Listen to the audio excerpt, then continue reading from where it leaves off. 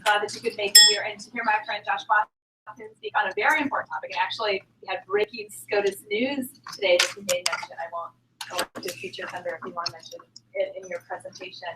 So Professor Blackman is an associate professor at South Texas College of Law, and that's in San Antonio, right? Houston. Houston. I thought it was in San Antonio. St. Mary's is in San Antonio, right? Mm-hmm. Okay, in Houston. They're real close to each other. No, they're not. I know that about Texas. I definitely know that about Texas, where he specializes in constitutional law, the U.S. Supreme Court, and the intersection of law and technology. He's written already one book, Unprecedented, the Constitutional Challenge to Obamacare, and you're working on a second, right? I am. About the Burwell decision. Well, it's about Hobby Lobby, King v. Burwell, and Little Sisters of the Poor. Ooh, this sounds great. I'm very excited to hear more about that. He was selected by Forbes magazine for the 30 Under 30 in Law and Policy. He's testified before the House Judiciary Committee, and this is perhaps the coolest thing. He's the creator of Fantasy SCOTUS. And so my current students and my former students know all about Fantasy SCOTUS and what an awesome opportunity it is. I loved my $75 Amazon gift card. You enjoyed it? Yes, I did. Good. I was $75, and so did Andrew. You guys could have done that. But we would have True. Professor Blackman clerked for the Honorable Danny J. Boggs, who's a well-known judge on the Sixth Circuit, and he also clerked on the U.S. District Court for the Western District of Pennsylvania. He's a graduate of George Mason, and we're just very fortunate to have him here. So please join me in welcoming Professor Blackman. Thank you. Thank you to Tessa and my friends at the Regent Federal side. I'm very grateful. But it's on a sad occasion that I'm here. When we first scheduled this event, Regent invited me to talk about the Supreme Court term, which we thought would go one of many ways. But the passing of Justice Scalia, not even 2 weeks ago, has left us in a very, very precarious spot. My goal today is first to describe briefly, and I could do an entire lecture on this, but briefly, about Justice Scalia's main contributions to the law.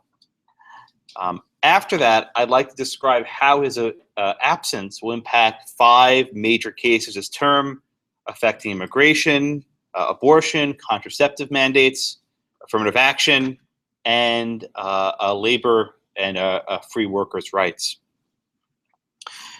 So in my mind, Scalia's contribution is impossible to quantify.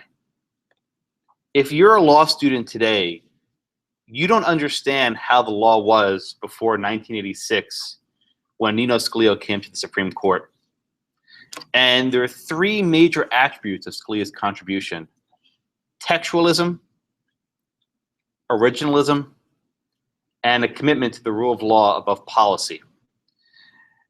Had you been in law school in the 1970s, it would have been fairly common for you to read, it would have been fairly common for you to read a judicial decision that said the following: because the legislative history is not clear, we turn to the text of the statute. You're laughing, but this was how law was conducted back before Scalia. Scalia said, no, this is not how the courts work. Congress passes a statute, it's the words of the statute and not the committee reports written by lobbyists that count. So when Scalia came to the Supreme Court and a lawyer would start citing legislative history, he would say, get out of here, right, with the Sicilian waves. Give me the text, give me the text. And year after year, he refused to cite legislative history. And in fact, when he joined a majority opinion that cited legislative history, he would dissent from that part of the opinion. He would have a 1 footnote dissenting. I don't agree with that. Everything else is fine. And you want to know what? After a number of years, his colleagues stopped citing it as much. And they would often say things like, for those of us who look at legislative history, Scalia won that battle. And he changed the way statutory interpretation works. Scalia's second major contribution, and there are many, but the second I'll talk about, is originalism. Before Nino Scalia came to the court, the Constitution was viewed as a tree, a living, breathing document that can grow and shoot roots and branches in whatever way they saw fit. Justice William Brennan, in several famous speeches, would articulate this idea of a living constitution. He would often tell his law clerks, do you know what the law is? And he'd hold up 5 fingers. And he would say, the law is whatever I can get 5 votes for. Nino Scalia came to the court and said that that is not how the courts work. And although Scalia did not invent originalism, he didn't create it. It had been in existence for long ago. Even Justice Black was something of an originalist. He made it mainstream. He wrote articles. He gave lectures. He taught students around the world that we should try to interpret the Constitution according to its original understanding. How would these words have been understood at the time of the framing of the document, both the First Amendment, Commerce Clause, whatever it happens to be? This was a revolution. And I think the crowning achievement of Scalia's originalism is not Heller. I'll get to Heller in a moment. But it's a case from 2006 called Crawford against Washington. This was a case concerning the Confrontation Clause. Now, the Constitution says that you have the right to confront your accuser. And it would seem that that's a fairly obvious statement. You can confront your accuser in open court, cross-examine him, and try to figure out, does he actually have the goods against you? But for decades, the Supreme Court held that so long as evidence was reliable, it did not have to be presented in open court. It could be submitted through out-of-court statements, what you might call hearsay. Scalia fought and fought and fought, and finally in 2006, in the case of Crawford v. Washington, by vote of 7-2, the court ruled the Confrontation Clause means what it says. And this wasn't some sort of right-wing trope. Scalia was helping criminals. He was helping bad guys who probably did it. But the Constitution meant what it said and said what it meant. The big one, though, the one that most people pay attention to, is his 2008 decision in District of Columbia v. Heller. This was a Second Amendment decision. Although the court divided on a 5-4 line, holding that the Second Amendment guarantees an individual right to keep and bear arms, the most noteworthy aspect of the case was that the dissent by Justice Stevens was also originalist. That the majority and the dissent were fighting over how best to understand the meaning of the Second Amendment in 1791. That is no small feat. No small feat. Not even as 15 years earlier, Chief Justice Warren Burger called the Second Amendment a fraud, that the idea that protects an individual right. And you go from a Chief Justice calling something a fraud to 9 justices all fighting about the original meaning of the Second Amendment. Scalia won. Scalia won. That was his victory, right? He didn't need to necessarily win the case 5-4, but they're playing on his terms now. They're on his terms, right? Scalia is not arguing about what the living Second Amendment should mean and, whether it should prevent whatever. They were talking about history. The third major contribution, again, there are many, but I only have time enough for a few, that Justice Scalia brought to the court is his commitment to separating law and policy, right? We're in a group called the Federal Society for Law and Policy. Those are indeed 2 separate things. And many judges, many lawyers, indeed many law students are incapable of separating the two. That whatever is good policy must be constitutional, and whatever is bad policy must be unconstitutional. The Crawford case is a good example. Scalia would often say that I am the best friend of criminal defendants. I want a jury to sentence you. I want you to confront your accuser. I want there to be a warrant requirement, right? Scalia was very fastidious for the procedural protections for defendants. Very, very precise. But perhaps the case Scalia was most proud of, and that he would speak most often to illustrate his separation of law and policy, is the case of Texas against Johnson. This was a 1987 flag burning case where you had basically some scruffy hippie light up an American flag at the 1984 Republican National Convention in Dallas.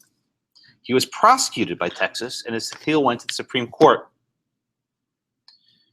The court invalidated the conviction, finding that flag burning, although odious, was an act of political expression, and that you cannot be sent to jail for expressing your political beliefs. Justice Scalia joined the majority opinion. Now, Justice Scalia would describe himself as a law and order type, and I think that's probably an understatement.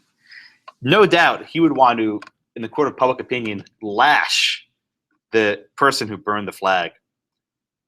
But as he would say on many occasions, he separated himself, right? He separated himself from the case.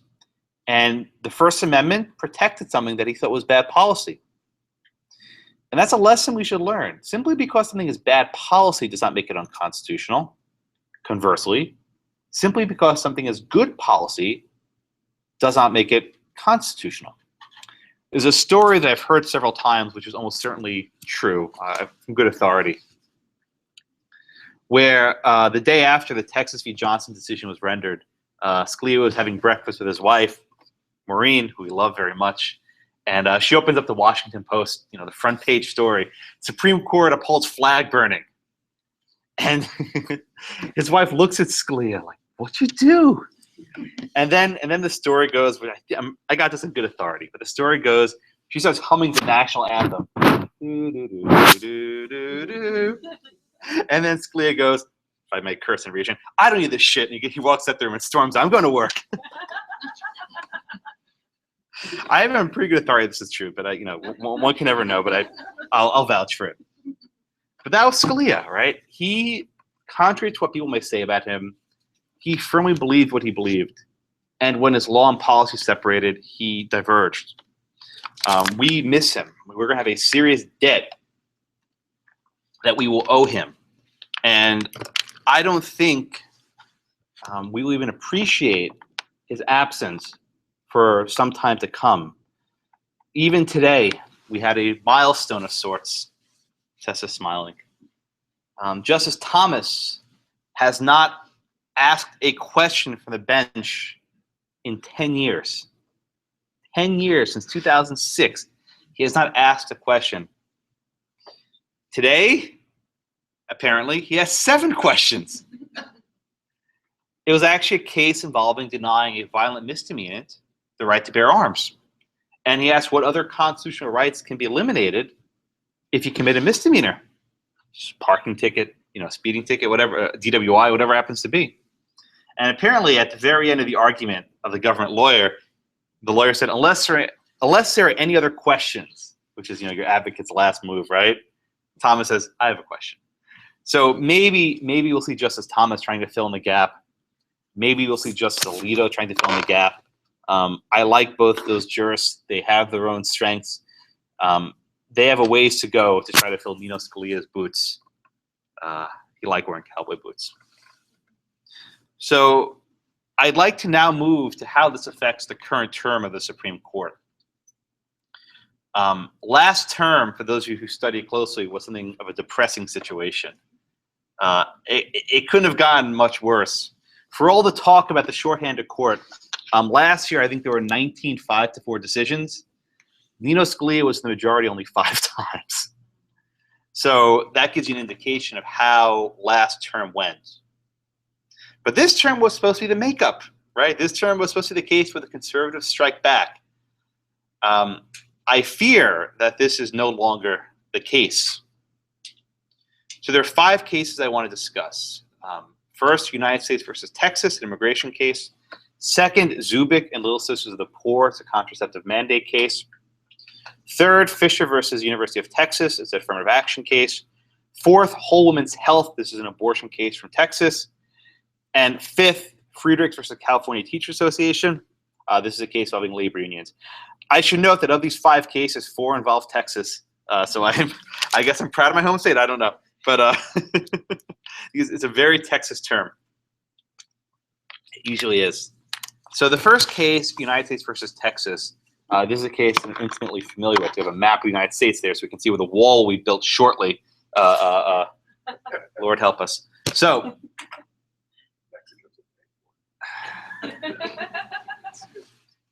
So this case involves President Obama's executive action immigration known as DAPA, Deferred Action for Parents of Americans.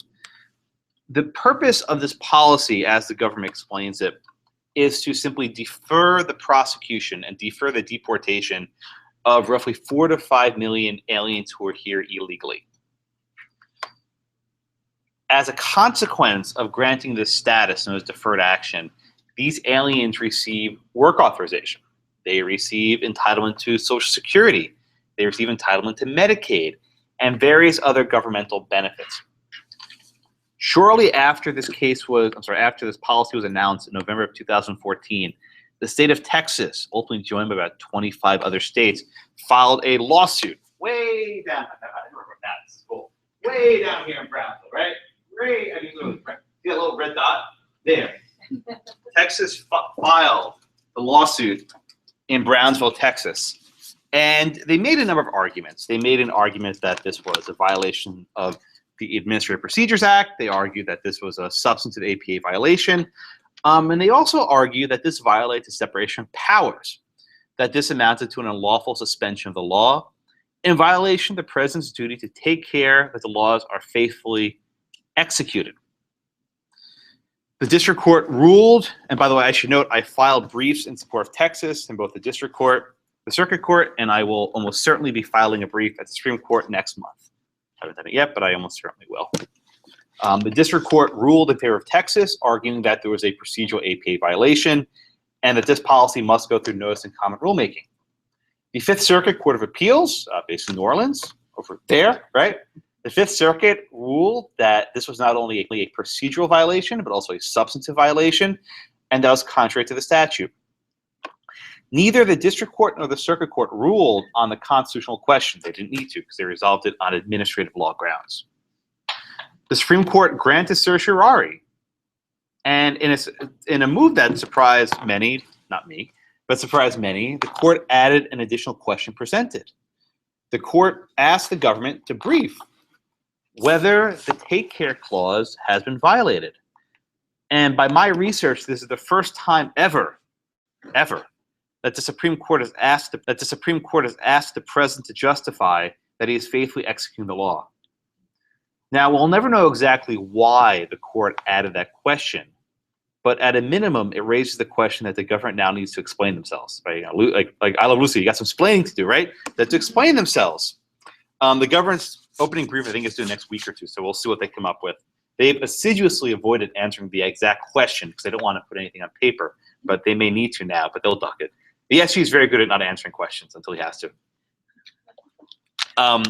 Now, before Justice Scalia's untimely passing, I thought there may actually be a 5-justice majority to rule against Texas. Perhaps not on constitutional grounds, but at least in administrative law grounds. I am not convinced that is the case anymore. If the court indeed splits 4-4, which is what many experts say may happen, the effect of that would be to affirm by an equally divided margin the lower court. The Fifth Circuit ruled in favor of Texas. At that point, what would then happen is we go all the way back down to Brownsville in the tip, and we actually hold a trial. The posture of this case is actually an appeal from a preliminary injunction. There was never a trial, there was no evidentiary hearing. In any normal, sane world, this would have been denied because it's a bad vehicle. But the court granted it. So a 4-4 would effectively let the issue go back to the trial court, and DAPA remains on hold. Frankly, the outcome of this case will be decided not by the Supreme Court, but by the next presidential election. If it's a Democratic nominee, DAPA will be continued. And indeed, Hillary Clinton and Bernie Sanders have both said they would expand DACA and DAPA. How unclear, it's illegal to do even more so, but they said they would. If it's a Republican president, or maybe the third party president, who the hell knows? Super Tuesday's tomorrow. I have no idea what's going on anymore. In the event that it's a Republican, they'll say, we're going to end DACA, right? We're going to end it. In which case it goes away. So frankly, I think the best case scenario for the court is to decide nothing now. Decide nothing now, set no precedent, let this come back up with a full evidentiary record, and decide it later. Indeed, I think the best case scenario is not a 4-4, but a dig. Dismiss the case as improvidently granted. Dig it. Right? Remember Honey Smacks, dig them? Right. Dig the case. again, this is a bad vehicle. It came up as an appeal from a preliminary injunction. And in any sane universe, that would never have been granted because there's not a complete evidentiary record. There was no hearing. The government, in fact, didn't want an evidentiary hearing. They wanted this case to move as quickly as possible. I'll take questions at the end. Thank you, though. All right, I promise I'll get back to you. So I think the best case scenario is a dig. Also, the dig is not divided 4-4. Won't look quite as partisan. However, the court and the Chief Justice may simply say, I don't want this case. Let's dismiss it on standing grounds. But the question whether Texas even has standing is a, it's a close call, right? I think they do, but I admit it's a close call. And the court may simply just dump it 5-3 or 6-2 on standing, in which case the case goes away and then DAPA goes into effect. The next case I want to talk about is also one that I filed a brief in support of. It's officially titled Zubik v. Burwell, but forever people will be calling it Little Sisters of the Poor v. Burwell. The reason why it's called Zubik is because that was the first case that was docketed. It has the lowest docket number, which is not very sexy. But, we'll call it Little Sisters of the Poor v. Burwell. That's what we'll call it. This is the latest Obamacare case before the Supreme Court. I wrote one book about Obamacare. Unfortunately, I'm writing a second book about it now. And unfortunately, my book won't have an ending because I don't think there's a majority, but I'll get there in a minute. So this may surprise you, but the Affordable Care Act does not have a contraceptive mandate. What? The statute that Congress enacted does not have a single word mandating that anyone purchase contraceptives, not a single word. The contraceptive mandate was created by the administrative state, by the Department of Health and Human Services in conjunction with a couple other agencies. They decided a list of 20-something approved, FDA-approved contraceptives, including Plan B, Ella, what are commonly known as abortifacients. But these are pills and products that many people deem abortifacients. Initially, believe it or not, the government only exempted certain houses of worship. Okay? They only exempted certain houses of worship. If you were a religious nonprofit, you were required to provide your employees with these services. After a massive outrage, eventually the administration came around and said, okay, we're not going to force religious nonprofits like the Little Sisters of the Poor, an order of nuns, to pay for these contraceptives. We'll pay for it for them. We'll call this the accommodation. However, in order so as not to inconvenience the employees of the nuns, we will mandate that the insurance policies that the nuns have cover these services. So the nuns aren't paying for it. Make that point very clear. They're not paying for it. But the services are being provided under the auspices of their plan. Okay? That way, if you're an employee of one of these groups, you don't have to go to a third party to get your contraceptives. You get it straight from the insurance provided plan. So what's the problem? The nuns have argued that this violates RFRA, Religious Freedom Restoration. And they argue that this imposes a substantial burden on their free exercise. How? Well, even though they're not paying for it, they argue that they're complicit in sin, that they are being viewed as being used to provide these services and drugs that they deem sinful. This case was litigated, and there actually are, by my count, 9 circuit court decisions on point. 9. 8 of them ruled in favor of the federal government. One of them, the 8th Circuit, one of the few remaining circuits with a majority of Republican-appointed judges, the 8th Circuit ruled in favor of the Little Sisters, it wasn't Little Sisters, but the nonprofit in that circuit. It's all basically the same case. They're all the same case. So shortly after the 8th Circuit ruled in favor of the religious nonprofit, the court granted certiorari, right? That was a split. They took it. Again, I filed a brief in this case on behalf of Cato in support of the Little Sisters. So again, I'm in the tank on this one. So before Justice Scalia's passing, I was cautious. I wasn't optimistic. I wasn't pessimistic. I was cautious. I thought that perhaps there was a chance there might be 5 justices to rule that the accommodation itself was void. Now, I don't think that's the case. There are at best 4 justices, and Justice Kennedy is always something of a curveball. But what makes this case particularly difficult is that in the event the court breaks 4-4, we have a circuit split. Affirming judgments in different parts of the country will yield a regime where the contraceptive mandate accommodation is lawful in some states but illegal in others. So the court can't split 4-4 in this question. I mean, they can, but it'll create a nightmare. So that raises the possibility of them trying to reach a compromise on a 5-3 basis, although it's very hard to imagine what a compromise would be in this case because they're asking to be exempted from this mandate, and the accommodation itself is the compromise, so to speak. The alternative, which I would hope would be the best case scenario, is to order the case to be re-argued. This serves 2 purposes. First, by next year, there's a possibility, although not a certainty, that there will be a 9th justice on the court. There's no guarantee. Wait till after the election, but there's no guarantee.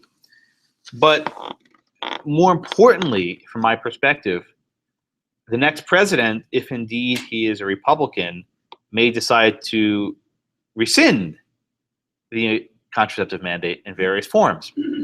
What executive action giveth, executive action taketh away. If I can quote my scripture at Regent, right?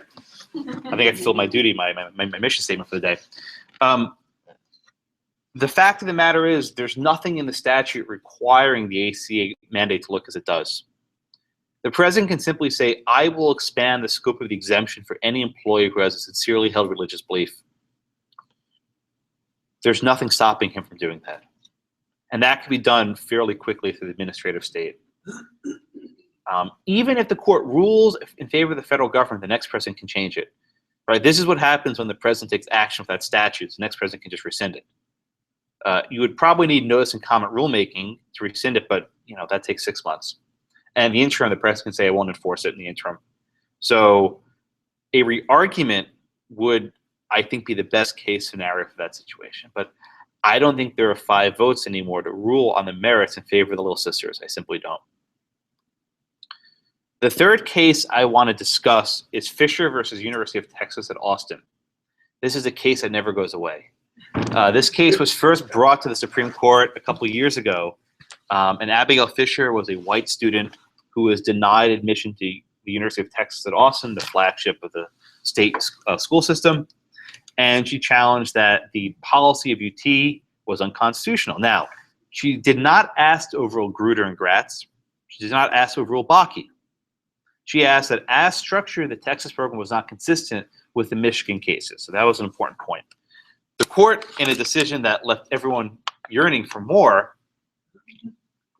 simply said the lower court, the Fifth Circuit, did not apply the correct tier of scrutiny. The lower court did not apply the correct tier of scrutiny. Okay. Went back to the Fifth Circuit, and the Fifth Circuit again upheld the program, purporting to apply strict scrutiny. In my humble opinion, they did not. And to the surprise of many, the court took it a second time. Again, they're not trying to overturn the Michigan cases. They are simply saying whether, in fact, the Fifth Circuit followed their first decision. It seems like a waste of a cert grant. There are much better vehicles for this question. This case was originally brought with Elena Kagan recused as Solicitor General many, many moons ago, right? She actually advised on affirmative action, so she was recused. Indeed, she was recused in this case also. We were down to 8 justices. Then there were 7. So we're actually down to 7 justices. And there's actually a very good spirited academic question of whether the court can actually make law with 4 justices. There's nothing stopping a subsequent court from ratifying a 4-3 decision. But there's a good question of whether a 4-3 decision actually has weight. And then even better question of whether you would want a 4-3 decision to be the definitive answer on affirmative action. Now, respectfully to the Fisher plaintiffs and their friends, I know the lawyers, this case is a bad vehicle because it's so gerrymandered to the facts of Texas' admission program. You have this top 10% plan, you have this, you have that. It's a very Texas-specific program. The same lawyers, Ed Bloom, who's bringing Fisher, has other cases in the iron that are much better. For example, there's a case brought at Harvard, a private school, and the University of North Carolina, a public school, by Asian students. And the students actually argue that as Asians, they're disadvantaged in their admissions because it's harder to get in, right? It's actually, in many schools, the bar for an Asian student is significantly higher than for a white student and a minority student as well. Those cases are much better vehicles. This case is so gerrymandered to Fisher. It's not a class action. It's not even clear if Fisher still has standing because she graduated already. The entire case is being litigated, believe it or not, over her application fee. That's her standing. Her injury is her application fee. And indeed, there's an argument that Texas could have mooted the case by refunding her application fee. They didn't want to. It may still happen. I don't know. But it's a weird situation. Yeah. The fourth case I want to discuss is another case from Texas. I told you I'm a very Texas term called Whole Woman's Health. And this is the abortion case. Texas passed a series of laws that restrict not the abortion procedure itself, but the regulations of those who perform them. So, for example, one of the laws said that abortion clinics are required to have certain surgical standards. In other words, they have to be equipped to handle surgical procedures. And this is the case even if the clinic only performs abortion by drugs, various pills that don't require surgery. Another provision says that all doctors who perform abortions must have what are called admitting privileges at a hospital within 30 miles away. The idea is if, in fact, there's some sort of complication, the doctor performing the abortion can easily bring the patient to a hospital nearby and provide any kind of emergency treatment. Immediately, these provisions were challenged in court, and the Fifth Circuit upheld them for the most part. Now, we were talking about Texas before. One of the aspects of Texas is it's really big. It's a big state. And there are various parts of Texas where if the abortion clinic shut down because they didn't have these surgical standards or admitting privileges nearby, the nearest abortion clinic may be 5 or 6 hour drive away. Now, just for fun, I actually did the math, and there are places in Texas we have to drive 2 hours for a Walmart. I don't say this as to make light of the constitutional question, but Texas is a big state. And there are various parts of the state where you do have to drive very far for things. And for example, there are some places in the western part of the state where you can get to El Paso, New Mexico quicker than you can actually get to another clinic in Texas. Same for Louisiana, Mississippi, Arkansas. But the point is a number of clinics in Texas would shut down. This case will present the question of whether, in fact, these laws impose an undue burden under the case of Planned Parenthood versus Casey. Now, before Justice Scalia passed away, I could say the same thing. I don't think there were 5 votes to uphold all of these. Like maybe the court will uphold some, validate others, but I think we at best get a split situation. But I wasn't sure. Afterwards, we're at 4 justices, and there's definitely not 5 justices for anything. A 4-4 in this situation would leave in place the Fifth Circuit's decision, which would effectively keep a significant number of these clinics closed. But again, Justice Kennedy, who's actually somewhat chimerical on abortion, I mean, he upholds, but not really, this, that, with the partial birth. So it's unclear exactly how he'll swing this. Arguments in this case are on Wednesday. The final case I'd like to discuss is called Friedrichs versus the California Teachers Association. This is a union case. So for many years, the Supreme Court has considered situations where public employees do not want to be members of the public sector union. But in a decision from the 70s called Abood, the court held that the union could actually require these public employees to pay certain fees from their salary. And this is not like they send you a bill. They just take this right off the top. They take it right out of your paycheck. In a case a couple years ago, one called Quinn v. Harris, one called SEIU v. Knox. The court invalidated certain types of fees, saying that, look, these are matters of public concern, and these unions are basically lobbying, and you can't force public workers to support and subsidize this, this political lobbying. But they didn't get rid of all of it. They still left open the possibility that there's some types of fees that could be mandated, but they left it open. This year, the court granted certiorari in Friedrichs versus California Teachers Association. Arguments went very well for the teacher, right, the Ms. Friedrichs. And by all accounts, it looked like there were 5 votes to overrule Abood and rule that the unions could not mandate that teachers pay these dues. That seemed painfully and abundantly clear from the arguments. Once again, now with Justice Scalia no longer with us, that judgment seems in serious doubt. If there's a 4-4 decision, they simply affirm the Ninth Circuit's ruling, which would be in favor of the teacher union. But this case doesn't trouble me nearly as much, and I know people are very involved with it, because this is a vehicle that will pop up nonstop. There are so many cases that present this exact question that a 4-4 decision is much better than a 5-3 ruling in favor of the unions. Right? A 4-4 decision sets no precedent. A 5-3 ruling in favor of the unions does. So 4-4 this case and let it come back up later. Let the lower court stew. And when you get a ninth justice, grant certiorari again, goes one way or the other. But I would not mind a 4-4 in this case at all. The simple reason is this case repeats. However, unlike the immigration case, unlike the contraceptive mandate case, those are cases that only come up once in a blue moon. And ruling those in a bad way will have repercussions far beyond the scope of this term. Those are the 5 cases I want to discuss, but I like to stress to you that we have a lot of uncertainty. We don't know how the court will react as an institution to this deficiency. I said this at breakfast this morning, but every year, John Roberts finds a new way to break my heart. Every year, he finds a new way to break my heart. If he breaks my heart this year, it will be as a Chief Justice who does not want 4-4 decisions and rules contrary to how he otherwise may have ruled with Scalia on the court. The Chief always finds a way of breaking my heart, and we'll see in July whether I'll need some heart balm to soothe my pain. So thank you very much for your attention, and I welcome all of your questions. Yes, please clap, right? You go first. You had a question, please. I was just going to ask, what or how many justices are required to dig a case? 5.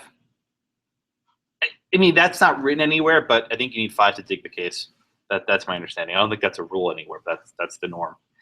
You need 5 justices on the court at the time of the hearing. No, 5 to vote to dig it. So, I mean, to use the example of the immigration case, it'll be argued in April.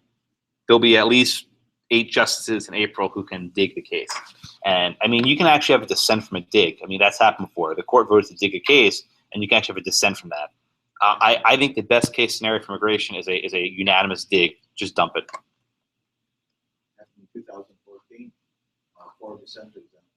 It was the case about whether or not Florida was unduly aiding the union and organizing, coming out of Florida. So there was a 5 justice dig and 4 dissented? There were, yes. Yeah, I mean. Well, there are 4 dissenters. I mean, we don't know how many voted dig, but presumably it's 5 to 4. There are 5.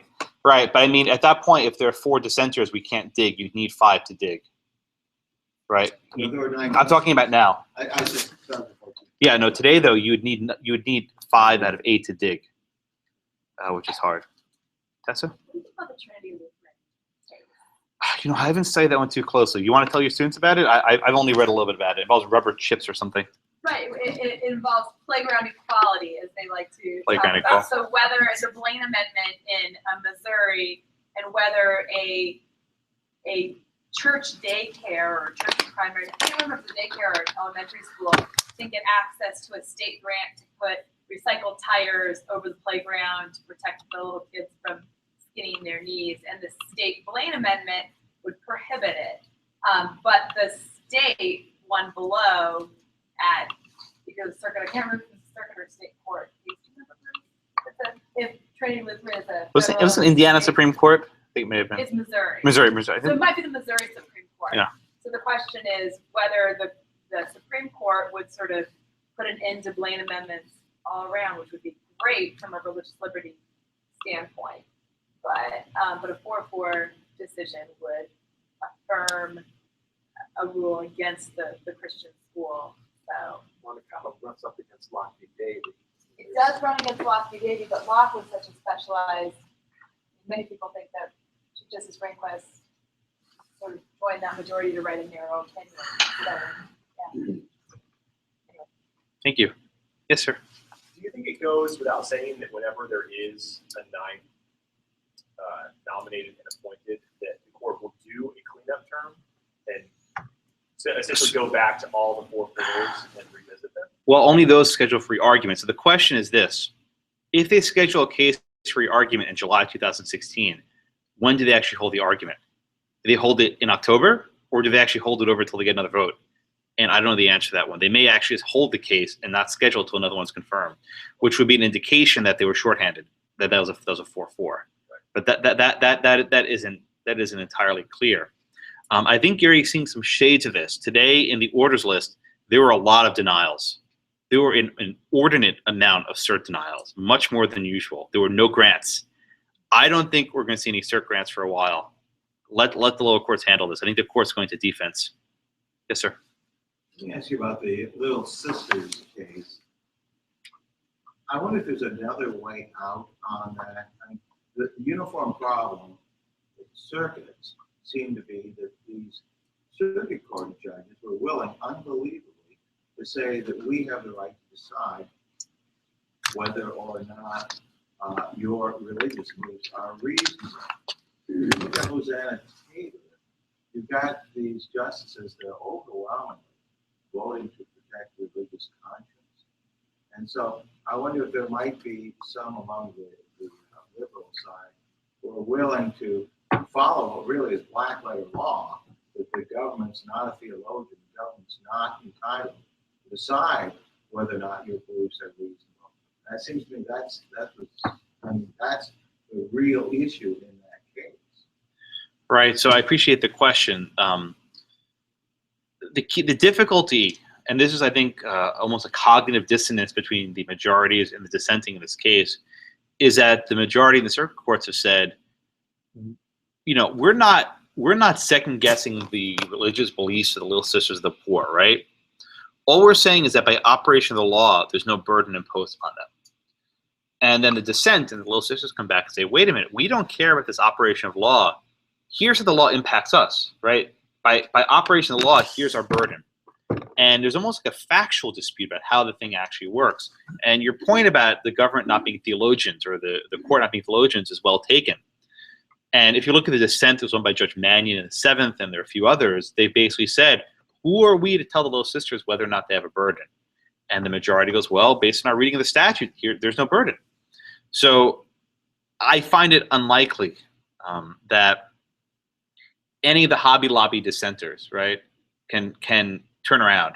Because if you read the Hobby Lobby dissent, they found that there was no burden. I mean, they didn't quite say this, but they basically said there was no substantial burden imposed by making the Hobby Lobby corporation pay for contraceptives. Basically, if you're not using it yourself, there's no burden by making you pay for it. And if there is a burden, it's not substantial. We live in a civilized society. You have to pay for stuff you don't like. So I think it's extremely unlikely that any of the Hobby Lobby dissenters will turn around and find that there's no burden, or find that there is a burden. Yeah, I listened to the oral argument, and I heard Judge Posner say, well, why don't we take a survey of Catholic schools to see what they think about whether or not this is in contradiction to their religious beliefs. Listen to things like that, thinking, has he forgotten law school? I mean, this is common law 101.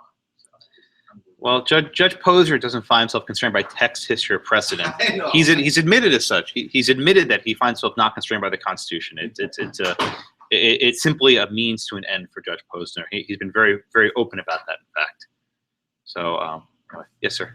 Just a quick comment. I was discussing this issue with Rick Duncan at the University of Nebraska because I'm going to Nebraska next week to do a MedSoc talk on RFRA and Hobby Lobby and Little Sisters. And he thinks that there might be some hope of persuading Breyer that Hobby Lobby settled this question. It's now settled law that the religious burden under RFRA is in the eyes of the beholder, and that he's going to flip over and be the fifth vote. I don't think I share Professor Duncan's optimism, but he thinks that's a possible outcome.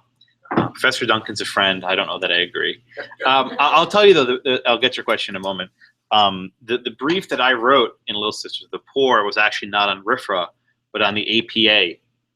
And what we effectively argued is that because the Affordable Care Act is silent on this question, the agencies lack the interpretive authority to take the actions that they did. And their accommodations entitled to no deference. And let me be very precise about this. The government basically said, if you are a house of worship, you're exempted. But if you're a religious auxiliary, like an order of nuns, you're not. Where the heck did the agencies get the question to make such a profound judgment on faith? How do they have the expertise or qualifications to decide the Catholic Church diocese exempted, order of nuns vow obedience to the Pope not exempted? Who do they think they are? I mean, that's the thrust of the brief, right? And I had hoped that there actually might be enough votes to resolve this question without going to RFRA. And maybe the strategy may become more fruitful now. I mean, this is actually more of a Breyer-Kagan question because they both like administrative law. But I'm frankly not very optimistic at this point. Yes, ma'am.